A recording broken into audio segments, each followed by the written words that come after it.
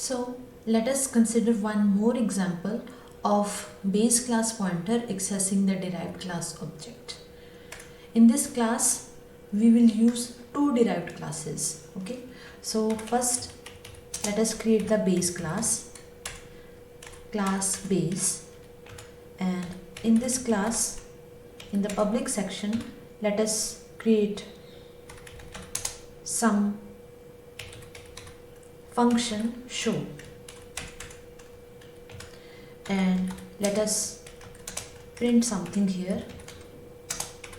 Let us print base class. Okay, so then let us create a derived class, derived 1 public base. So it is inheriting from the base class, and it means the show function is accessible through this derived 1 class also. Okay, so in the public section, let me again write void show. So what we have done here, we have overridden or we have redefined the show function, which was inherited by derived 1. So in the redefinition, as you might remember, everything, the function signatures, that is the return type, the name and the argument list, they are the same, but the function body changes. So here I write derived 1, right? Let us create another derived class, derived 2, and it is also inheriting from the base class, public base. Here also we are overriding the show function, void show, and here let us write derived 1, sorry, derived 2. So this is the derived 2 class, and let us define the main function. In the main function, first of all, let us create a base class pointer BP, and let us also create objects of derived classes, derived 1 OB1 and derived 2 OB2. Okay, so as you know that the base class pointer can be used to access the derived class objects. So let us try to access the show function.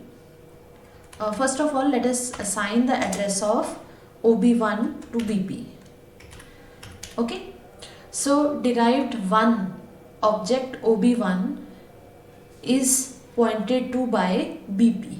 Okay, so now let us execute BP arrow operator show, and also print return 0, also type return 0, and let us run this and see what happens.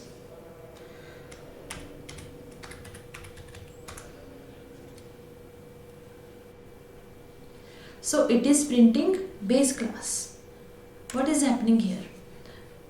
Although this base class pointer is pointing to OB1, that is the object of derived 1 class, but when we try to execute the show function, it is not executing the redefined show function.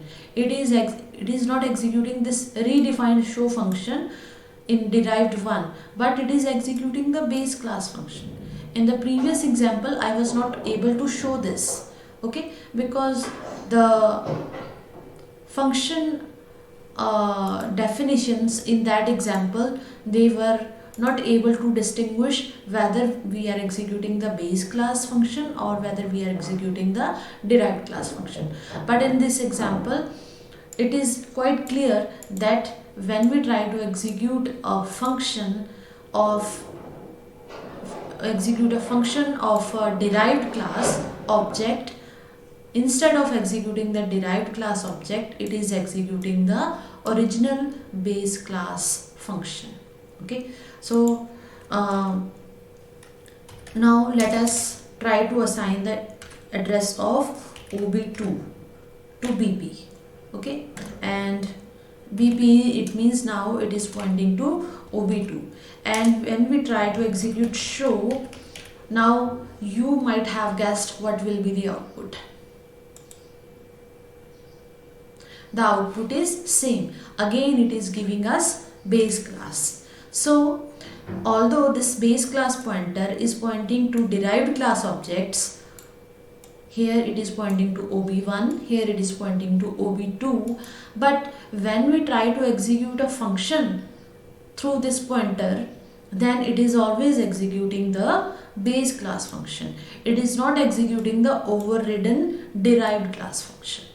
But we want that when a base class pointer is pointing to one of the derived classes, then it must execute the functions of the derived class. So I want that when BP is pointing to OB1, it should print derived one.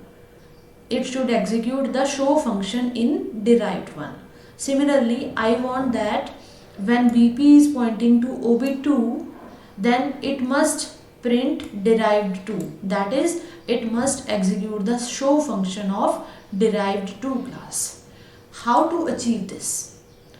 Let us see the answer to this question in the next video.